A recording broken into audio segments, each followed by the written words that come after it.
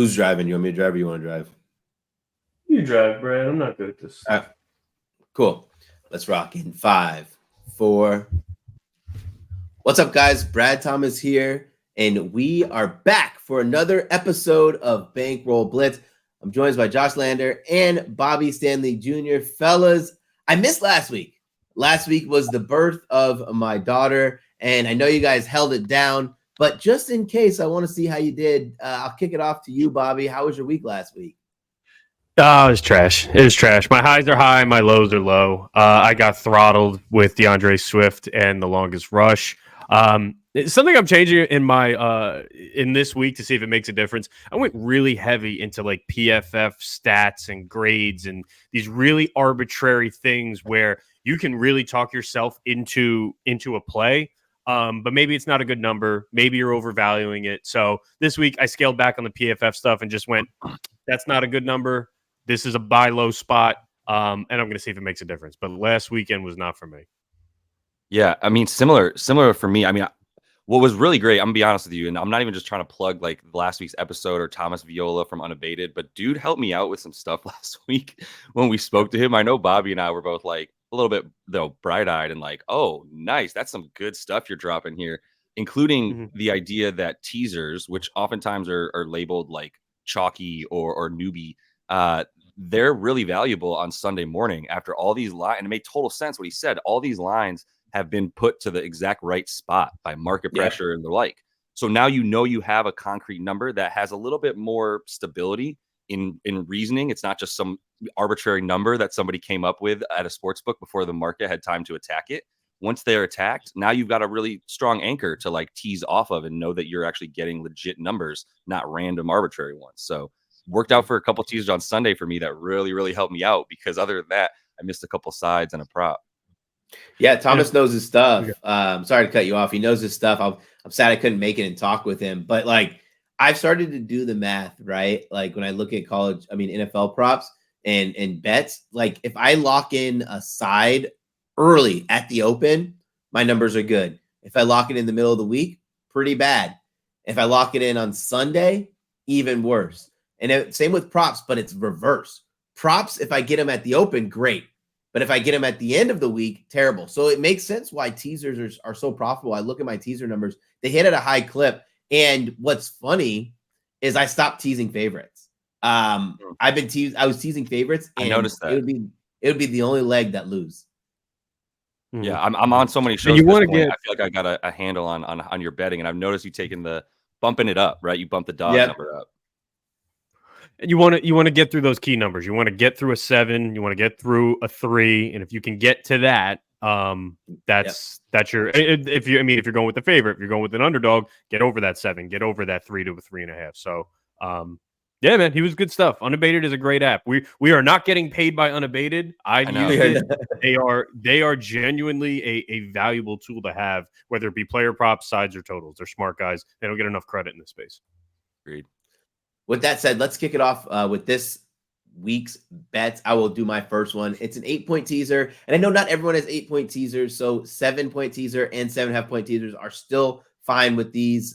You'll see why in my second bet of why I don't mind the 7-point teaser here. But it's plus 105, plus 120, or plus 130, depending on your book for the 7-point. First one, Rams at Packers. We know the issue. Matthew Stafford might not be playing, dealing with the thumb injury, but I rate this Packers team pretty low. I think that Jordan Love, who's only completing about 58% of his passes this season, had that massive downward spiral after that early season success. It's hard to sustain early season success as a new quarterback, first-time starter. I think this is a good spot for the Rams to keep it competitive after last week kind of going through a juggernaut of a team, right? They had to play a juggernaut of a team. Then their quarterback gets hurt. Then they bring in Rippon.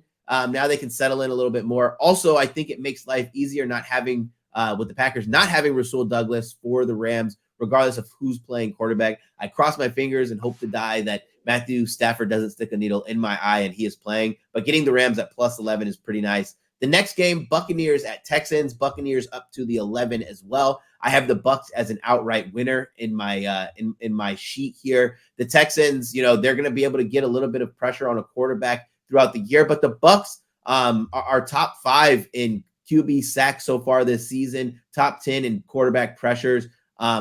Getting rid of Donovan Smith seems like the best thing that has happened to him. The Texans won't be able to establish the run. Bucks top 4 in run defense so far this season.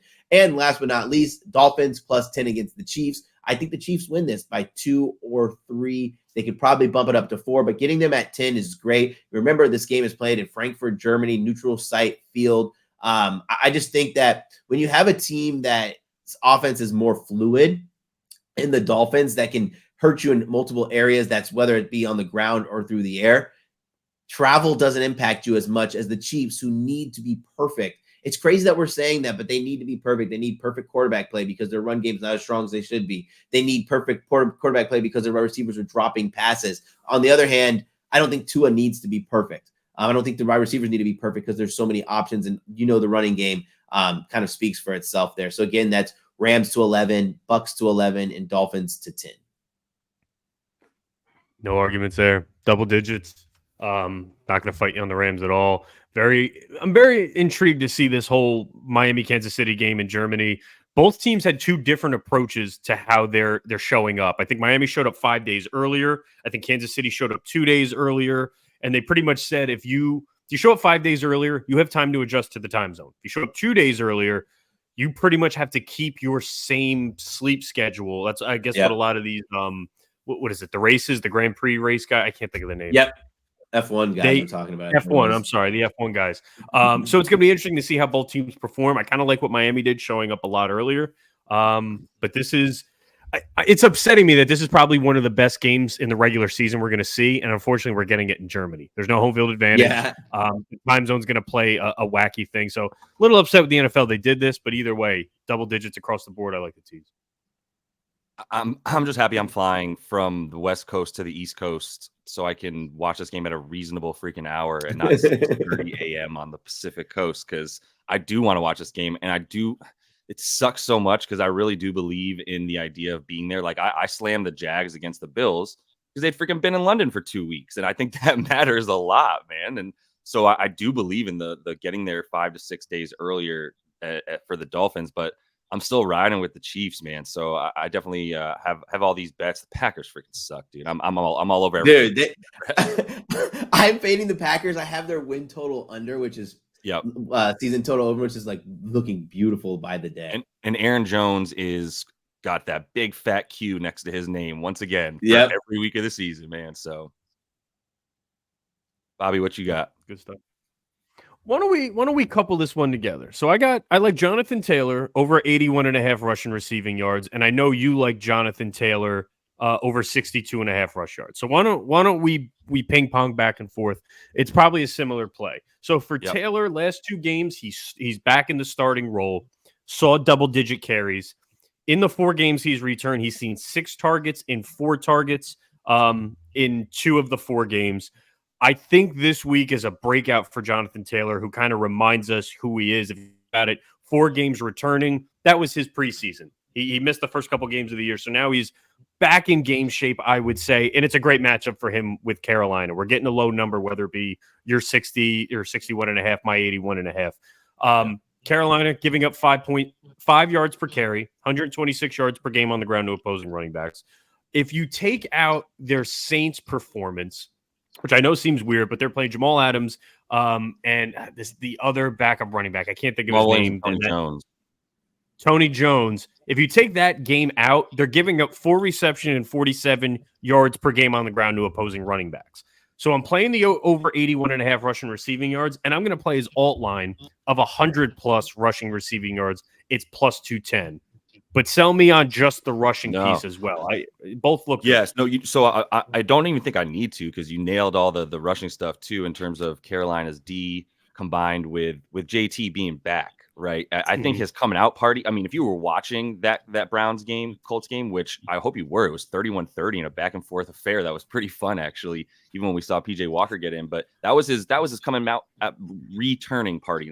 Coming out. He's out. He's the leading rusher 2 years ago. But He essentially what it comes down to is obviously snap share as well, because they love Zach Moss and he's been really good. But it was up to 61% last week. And the receiving I love. I can't talk you off it. If I was going to hit rushing receiving, I'd 100% go with the 100 plus for the 2-1 there, like you said. That's a great bet.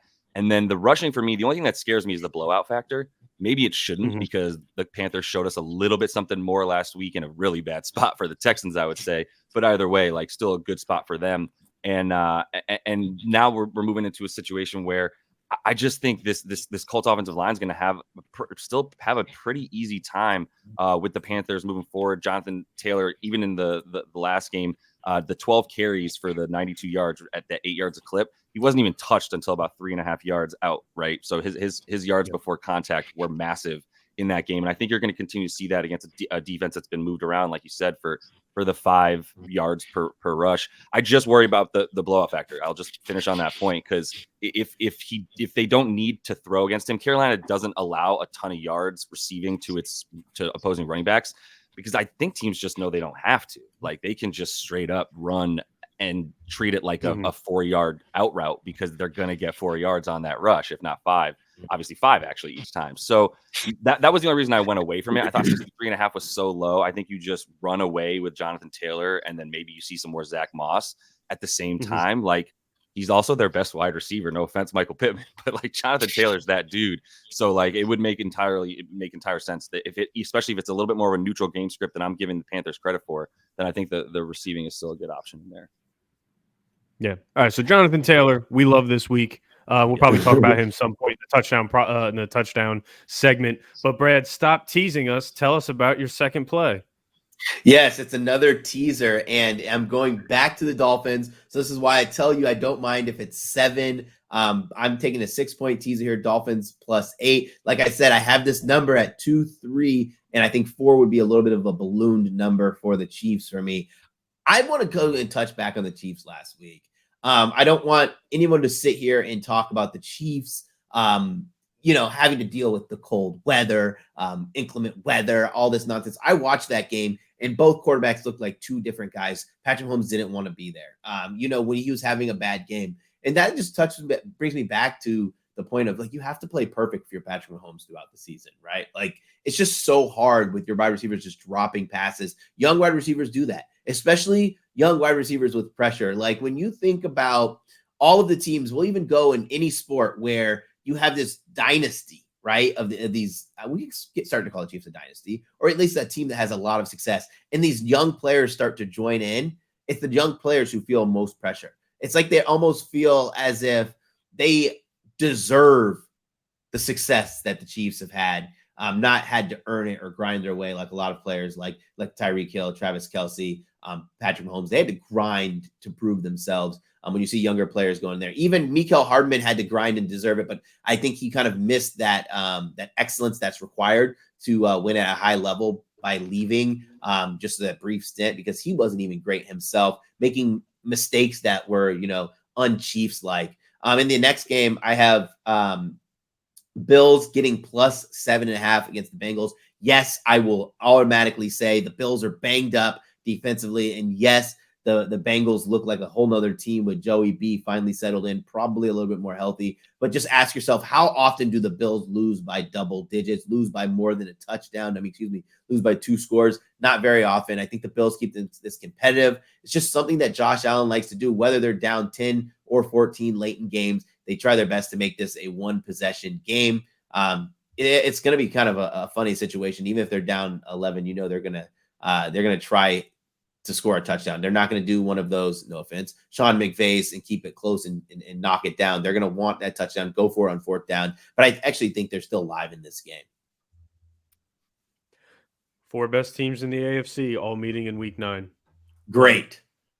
It's hilarious that Sean McVay will forever be known amongst bettors as the guy who kicked a field goal to cover instead of trying to win a game.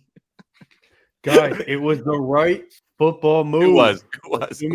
Assuming you get the ball back. I like it, man. Man. I may dabble in the teaser market this weekend just because of last week with Thomas, this week with Brad. I never do them. I may just throw one out there, or I wonder if I could do a teaser round robin where I do like a 6-team, 6-point, and make it like a 3-team round robin and see if I can come out positive. Just So I'll do throwing 6 points teams. all over the place. I'll do 3 legs. I'll do all alt lines. Call it a teaser, and maybe I'll come out positive on it. I actually like that idea. Wait, you'll love this, Bobby. So when I was in the hospital, like, dude, we didn't sleep, right? Like, we didn't get to our room till 4 a.m, and then we had the doctors waking us up at 7. So like, I was too groggy to think about bets. So what I did was I just took all my research and I teased every team that I liked. I think it was like a 7 or 8 leg teaser. It paid out massive. Every leg hit except Rams plus 13. I almost cried. I wanted to, and the Rams got it back close. They got it back close, and then what was it, pick 6 or something late in the game? Yeah. Oh man, it was like one of the most. It was the most fun. It was probably the most fun Sunday that I've had because I'm like freaking holding my brand new baby, and like we're like, let's go play. I was like, I think it was like 5-1 or 6-1, and I put $50 on it. Yeah, that's awesome. That is fun. That's awesome. I'll let you. We'll talk about it next week if I throw in my 6-team round robin teaser. Yeah, I want to know about that. Call it. All right, let me pivot over to my man Luke Musgrave of the Green Bay Packers. You mentioned last week's matchup with the Rams and the Cowboys, and Jake Ferguson. He feasted. He made the Rams have an outside linebacker named Christian Rosenboom. He's atrocious. He's tough to watch. He gets picked on every single week. As far as this line, Luke Musgrave is 27.5 receiving yards. He's hit it in 5 of 7 games. Again, I talk about the matchup. Don't know what to expect from Aaron Jones in the passing game. My Rams are lowly right now. They dropped to 3-5, even in an NFC that I think the wild card spot's 4-4. They're not out of it, but it's really a matter of Matt Stafford's health. If Stafford can't go, they're going, I think, with Brett Ripon, who's you're pretty much throwing the towel on the season there. Whatever move they make, I think they need to pivot and stick with it. If they're going all in and Stafford's healthy, let's make a push for the wild card spot. If it's Ripon, shut Stafford down for the rest of the season. Let's get a top 10 pick because we actually own our first round pick for a change. As far as the game is concerned, I'm glad you teased it because I think it's much closer than it should be, even though the Packers are pretty lowly. I like Musgrave over 27.5. The line's low, the matchup's great, and I don't see the Rams pulling away. So that's my second play. There's not much more to it. I'm attacking a weak line and a weak defense. And all right. Jordan Love will have another safety blanket and Aaron Jones as well. Man, like just get him moving forward, dude. Luke Musgrave is so freaking athletic. It's stupid. And they won't get him moving forward. It's like there was a lot. Go ahead. Nah, yours is more insightful than mine, but I was like, he feels like a guy who should be smashing 50 yards every week. Yeah. It's just he is. And there was a lot of hype going into this season about this rookie tight end class. It was Laporta, it was Michael Mayer, it was Dalton Kincaid, it was Musgrave. And for all the hype, they've actually lived up to it. I mean, Laporta's playing like a top 5 tight end in the NFL, regardless of rookie status.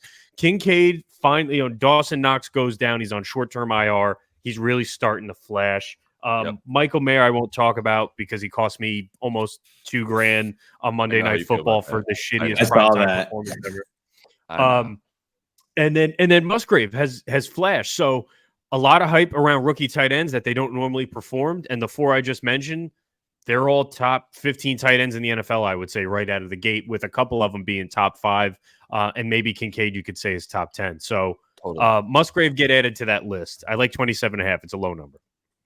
I'm with you. I was going to look at something real quick and see if, because as I've picked him consistently as well, because like one, I'm kind of a loser that like looks at his measurables from the combine. And I'm like, is anybody else see? This is fucking insane how athletic this dude is. He's a massive dude and he's that fast and can jump that high with all that mass. That's crazy. And then I watch the games and they're throwing 2-yard digs. And I'm like, what are we doing? You have Rob Gronkowski. Move him 10 yards straight down the field, turn him around, and he's Shaq. Nobody's going to be able to get around him and get the ball. So I really hope they do that. I think I'm also going to look at receptions for him now that you turn me on to it, Bobby, because I know that Jordan Love, when he has a healthy Musgrave, is just like, can I just please throw it to the giant dude over there that is going to suck up this ball so easily, right? And just make it look like a tiny little keychain. So Anyway, yeah, I'm off my Musgrave soapbox for a minute because I like the pick. I want to I want to know what that means. He's gonna suck up balls and make them look like tiny little keychains. Like, don't read too much into it. You don't got. Why'd you have to repeat it back? Why'd you have to repeat it back? Let's move on to my 6'6", Robbie. 6'6", 253. 6'6", 253. The kid's massive. Let's give you a chance to redeem yourself, Josh. Hit us with. I don't know. There's not much coming back from that. I'm gonna be honest with you, but as long as these picks hit, then like I can say all the weird shit I want. Alexander Madison under 42.5 rushing yards. Let's go with the under. I know I'm usually the like grumpy dude who brings the unders here to the party, but like Jaron Hall is playing quarterback for the Vikings. I mean, if the Falcons wait, I actually don't know enough about him other than that he's going to start in a position that's not very good for him without his top weapon, obviously in Jefferson available. So like, is there something I should know about Jaron Hall, Bobby, before I keep going on my rant? I can if you want. Either, yeah. I mean, he's 25 years old. He played from BYU. He was a 5th round pick. He's 6 feet. He's the closest thing I've seen to a Russell Wilson clone in a long time. Stocky, mobile. I played his over 16.5 rushing yards. He averaged 5 carries per game. 5 carries per game in 2021, 4.7 carries per game in 2022, nearly 5 yards per clip. He's got legs. He can get to the edge. And I actually think Atlanta's pass defense is very underrated. So if he doesn't have his first or second read, I could see him taking off. I think this is his only opportunity because Josh Jacobs just got traded for. And I don't mean to take the spotlight from you, but I really like Jaron Hall. I wanted him to be who the Rams drafted in the late rounds to back up Stafford. They ended up going with Stetson Bennett. I like the kid, not to crazy perform, but I watched his preseason stuff. He looks like Russell Wilson light. Okay. Yeah. Go ahead, Brad. I think a little more athletic version of Russell Wilson. That was a pretty good comp. I like that. I'm a big Jaron Hall fan. But basically you said everything that I was going to say, except what I was going to say was I don't think he's as great as going through progressions, which makes it more likely that he's going to run the ball. So when you said that was 16.5, I was pretty shocked at that number. Like, I really like that number. I'm probably going to bet that right now. I mean, I don't know how creative they're going to get incorporating the backs into any kind of like RPOs, right? Or like motion handoffs or anything like that. So I'm not really sure how that would affect Alexander Madison. I think neither of you mentioned anything about him being able to throw the ball other than he can't really progress through reads. So what I'm really getting at here with the Alexander Madison under is he's going to have how many guys can be on the football field at once? 11. He's going to have 11 guys in the box. Like that's just it, right? You covered Jordan Addison. KJ Osborne is just the least intimidating wide receiver that looks like Tarzan since like Vernon Davis, and like with Cam Akers there talking about a 50-50 split basically at this point in terms of usage, like opportunity shares, even last game when Madison outsnapped Cam Akers 60-40, 61, 39, whatever. It was still 12 carries to 10 carries, right? Cam Akers is still getting the same amount of yards per carry. Alexander Madison's still in the bottom like 40 in the league, certainly outside the top 32 running backs in terms of yards per carry. So I just don't think it's a good spot for a dude who's been going under this number anyway. Since Akers got there 5 games ago, they played the Carolina defense, which we talked about with Jonathan Taylor. We know how bad that is. And that's the last time Cam Akers really went over this number, other than when he played Chicago, who's also a bottom 5 rush defense and needed 18 carries to get 44 yards. If he's not getting 18 carries in this game, first of all, there's just too many guys there. Plus Cam Akers is starting to eat into his stuff. And he's basically down to 12 carries since that time at this point per game, down from the like 15 that he had. So yeah, I mean, the Minnesota rush offense is 25th in DVOA and rush and also rush success. It's not going to get any easier when you can't throw. Like Kirk Cousins is definitely above average quarterback. I remember we used to have that conversation. He made a huge difference. Obviously, we know that. He's, in my opinion, he's easily a top 12 quarterback who went through his progressions like a veteran only could. They're going to be in trouble passing the ball. I think I also like the Falcons in this one, especially because we got Taylor Heineke on the other side. He's going to have to be throwing negative game script. I don't think Alexander Madison's good for 43 yards this game. Sign me up. Yeah. As a Madison fantasy owner, I just keep watching Akers these last 2 weeks, like chunk into it. Let me go with. Oh, go ahead. Oh, Just one thing. I actually almost went Cam Akers on this play, which is kind of correlated to Madison. I think Akers was 23.5, and then his receiving yards was like 4.5 or 6.5, which is one catch for him. The only thing that would scare me, because I started looking into Taylor Heineke's performance last week. These were the drives in the second half with Atlanta's offense and Heineke. Field goal, touchdown, punt, touchdown, and then the end of the game downs. 175 yards passing in one half of play. I think Heineke is head and shoulders better than Desmond Ridder. He has weapons at his disposal. If this goes negative game script, it even helps you. You would not normally think, oh, the Atlanta Falcons are going to blow someone out. I think Heineke is just the quarterback they need to kind of solidify, oh, we're a wild card team. Maybe we can make a push for the NFC South. I don't think Desmond Ridder gets the job back. So this actually helps Madison as well. I was blown away that the offense was that productive with Heineke, and he had no preparation whatsoever. So ties into Madison. Yep. Yeah, 100%. love it. Let me get my last play. I'm gonna ride this out. First, let me give the play, and then I'm gonna tell you another play that I like based off this play. I'm going AJ Brown over 80.5 receiving yards, still available over on PointsBet. I mean, yeah, that's what's called PointsBet. It's a less used book. It's kind of it's almost been sold to like 4 different people, so it's very hard to remember what it's called right now. Fan addict bet. AJ Brown set the record for most consecutive 125 plus receiving games. He's done it against some solid teams or solid secondaries like the Jets, Bucks. He did it twice against the Commanders. But what's great about this, he leads the team in targets, 83 targets to the next closest guy, 54 targets. I know it's against the Cowboys. We got to remember no Trayvon Diggs for that Cowboys team. Weather is great, 60 degrees, moderate wind. He's going to just get volume here. Another play that I also like too in this, I was trying to build it on FanDuel, but I didn't. I have to take it off the VPN. It was too much work at the time. AJ Brown, 100 plus, CeeDee Lamb, 100 plus. Both guys are on massive hot streaks. And the better play is CeeDee Lamb over. But I wanted to just only do one guy's base and then 100 plus on both guys parlayed. I'm with it. Sorry, I thought Bobby was talking, so I didn't want to jump on him. But like, well, the only thing that scares me about AJ Brown is it's sort of like, to me, it's a little bit more of a toss up. Like, as I was looking at this originally through the lens of like, man, the Cowboys are really good at defending wide receivers. Let me see how Devonta Smith and AJ Brown did last year. And it was a 50-50 shot, right? Like one of these games in this matchup was not necessarily an under. I think it was still 26-21. So depending on what the total was closing, but like either way, it was 47 points, right? Like not as high as the other one, which went above 60. So like in that game, you had Devonta and AJ Brown going off. And the other game, they both got limited to about 110 combined receiving yards. So, I mean, look, the secondary for the Cowboys has been banged up, but somehow it still remains in terms of like limiting opposing wide receivers pretty high up there. So it's just I want to say this, though. I want to say this.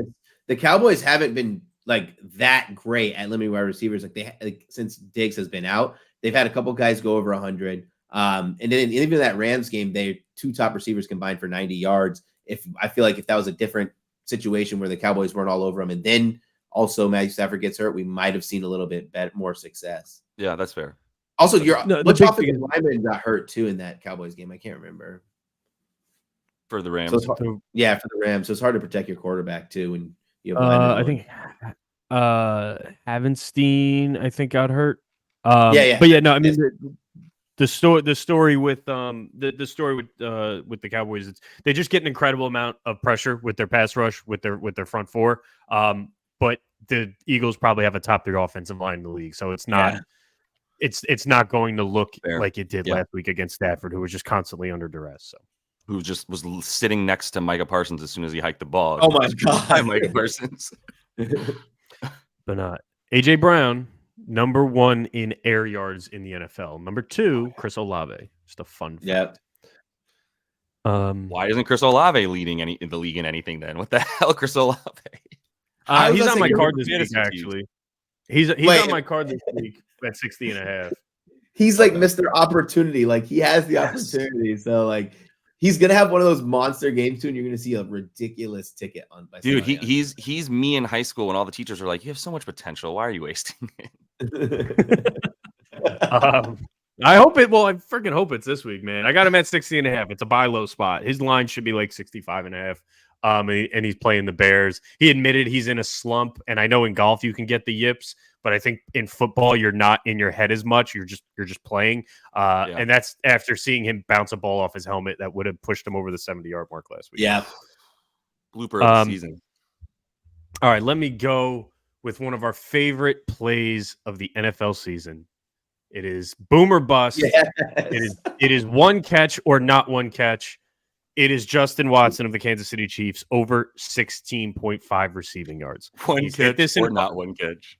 It's one catch or not one catch. And they're playing the Miami Dolphins. I like that. He's hit this in 5 of 7 games that he's played.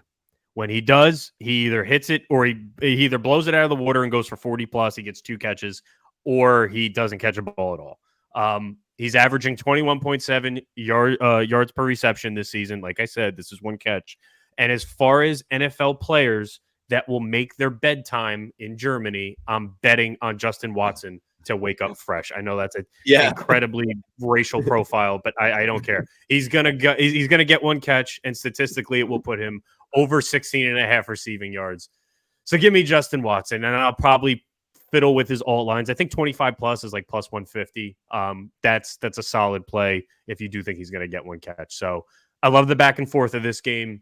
I like Justin Watson to be tucked in by 8 p.m. Give me Justin Watson over 16.5. I like that. I take Justin Watson every week. I don't post it on Twitter, but I'm a Justin Watson take every week kind of guy. Because you watch college football and you just seen him friggin' be an absolute monster. So like I get it. But I don't watch college football as much. So like I'm not nearly as obsessed with Justin Watson like everybody else. All right, what's your play? Go ahead. So I have my two favorite sides of the week. Like what I have listed for our notes is KC minus 1.5. Just not scared of it. There's every way that I break this game down, and some of it honestly is like just experience watching the Chiefs win this type of game. You get the Chiefs under 3 points, you take it, especially if they're playing a team that's not going to sneak up on them. If anything, somehow the Broncos, a division game, was the trap game. Because they were just so bad. They just saw them. Russell Wilson always plays well against them, and that was a trap game for the Chiefs. I think they were also looking ahead to flying to Germany, to being here. I really wish they would buy into like your body's circadian rhythm and get to Europe earlier than 2 days before they got to play. But maybe they know something about how they're just going to like stay on their own time zone and figure it out, whatever. More importantly, like when their defense is for real and you come up in a situation where you can get to Tua because you can get to an offensive line that middle of the pack at best for the Dolphins right now. Like they've done a decent job. Obviously, Tua is still healthy in week 9, so they should get the kudos for that. But it's all based on getting the ball out in under 2 seconds for Tua, right? That's it. It's like if it's 2.5 seconds of hit and Tua still has the ball in his hands, it's a problem, honestly. So that's what I'm kind of banking on a bit more in this game for the Chiefs, is being able to kind of like keep their guys close. Their defensive secondary has been incredible as well this year. Jerry Sneed, probably Pro Bowler. So I think there's something to be said for that. If anybody hopefully knows how to play against Tyreek Hill, it's the people that used to practice against him. That's my best rationale of how to defend him. I don't got anything else for you on that with Mr. Hill. But the other game I would just say too is like, as we talk about Jaren Hall and as we talk about this Falcons team looking better with Heineke, I do love that pick. And since Brad really did take, the Chiefs already and talk about him enough, like I would just throw that in there that the Falcons against this rookie quarterback, say what you want. Like I do think they're a good enough team to probably win the South, to be honest, but also with Tyler Heineke at quarterback, like a good enough team to beat this banged up Viking squad. I would probably take Tyreek Hill to lead in receiving yards for this weekend. I think that Mike McDaniel watched that tape from the Broncos game, see Cortland Sutton, and kind of put Snead in a blender, which hasn't been done all season. I don't know if that translates to a Dolphins win, but I do think it translates to at least 100 yards. But you just can't play Tyreek Hill's receiving yards anymore. Like they just so high. Like and with a guy like Tyreek Hill, you'd rather play his alt line, but then it's like I think it's like plus 110 for 100 yards. Like What the hell? I'm not playing that. No. You know it's coming, but you're not getting the value Exactly. that you should. Like I if know. someone's going over 100 yards, depending on who it is, I want plus 180. I want plus 200. I mean, Exactly. take the Justin Jefferson and Tyreek Hill. But at plus 110, I mean, it's 92.5. I'd rather pivot to a Jalen Waddle, and maybe he's the one who goes off. There's a fun bet in this game. So Durham Smith's been walking around with a boot, and he did practice this week. But Julian Hill, the backup tight end, he's played 40% of the snaps, I think, the last 2 weeks with Durham Smith playing. Him to score a touchdown is plus 1,200, and I think Smith could be declared out last minute. So it's a fun $5 play if you're going to – I mean, we're going to be betting. It's going to be the only game on at 8 a.m. or whatever. But Julian Hill, tight end for the Dolphins at 12-1, throw $5 on it. I took Hill's receiving yards last week, was it? Yeah, I think it was Hill. Cash pretty easy. I think it was like 5.5 receiving yards or something.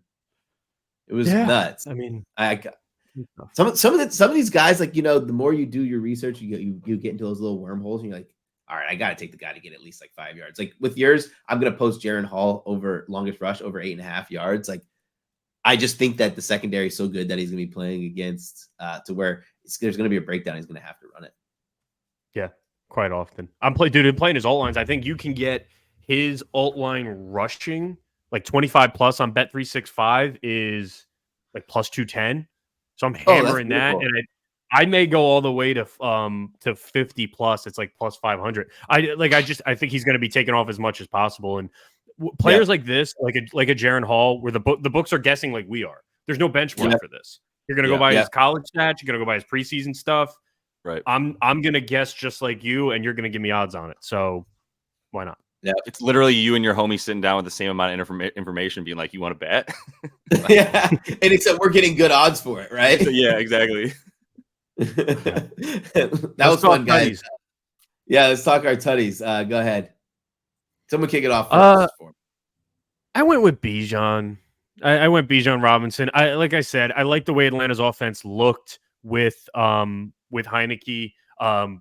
It's plus 120, I think, maybe plus 130, depending what book you're on. I feel comfortable. I think he's going to get with defenses having to respect Heineke a little bit more than Ritter. I think he's going to see a little bit less 8 and 9 man boxes, even though it's an Arthur Smith offense. So I like plus odds. I like Bijan Robinson to score again against Minnesota. That Bijan touchdown was pretty nice last week. Yeah, I want to get ahead of that too. I think like even like a receiving touchdown is like a really likely scenario. I think he's going to get peppered with targets as well. I think the receiving yards are at 20.5. I would definitely hit that. I cannot believe Bijan's still at 20.5, which is wonderful. Obviously, because there's a little bit better of a passer who can throw to his wide receivers. But I believe Drake London is also still questionable right now. So there's a chance he doesn't play, which would be big for including Bijan and everything more. Yeah, Bijan for usage to the moon for this one. So I'll go second real quick, Brad, and just it could be either of these guys. It could be either of the last two rushing leaders in the league. You could take either Josh Jacobs or Jonathan Taylor, and I would be like, they're both still really close to even money, slightly below it. For the sake of this, like, I'll just put JT back in there because I just think he's going to have a field day before he just basically sits out the fourth quarter against the Panthers. That would be my guess anyway, is that he's just run all over them to the point that by the time the fourth quarter comes around, they can just give the ball to Zach Moss 7 times. But before that, I do think he'll get at least one touchdown that'll get them there. So, I'm definitely feeling pretty good that JT, including everything I said earlier about how bad the Panthers rush defense is. So, yeah, I'm going to be chalky. I don't care. I've talked about him enough. Revenge angle, whatever you want. I'm taking Tyreek Hill. He's minus 125 to score a touchdown. Tyreek Hill. So I watched the Tyreek Hill interview where he talked about his situation from leaving Kansas City. And actually it was kind of funny. My wife asked, does he regret it? Did he choose money over a Super Bowl? And then when he explained the situation, I'll just paraphrase. Basically, he wanted to get a deal done with the Chiefs. Chiefs offers was like 26 million guaranteed. And he was like, that was a starting point. And then he started getting offered 50 and then got offered 76 and then had options in the 75 million guaranteed range. And he was like, well, now it just comes down to where am I going to get paid the most in terms of money in my pocket, not contract language. It turns out, no state taxes in Florida. So he gets more money by moving down to South Beach, going to Miami. But he's the kind of player, regardless of what you say about him, if you like him or hate him, he will get pissed if he does not score against the Kansas City Chiefs. So McDaniel is going to draw something up because they want to keep their superstar wide receiver happy. So I'm taking Tyreek Hill. I think the price should be a little bit lower than that, but here we are. I'll go. So with $30, I'm sorry, go ahead. I just want to go through them again, but you can do it. Sure. So we got a 3-leg touchdown parlay: Bijan Robinson, Jonathan Taylor, Tyreek Hill. Now it's 6-1 on DraftKings. I'll shop it around to FanDuel. I'll shop it around to Caesars and BetMGM. We're looking between 6 and 8-1. That's my guess. $30 will pay us anywhere from $210 to $250. I think once we hit this, because it's going to hit, we have to roll it. I think that's the only responsible way.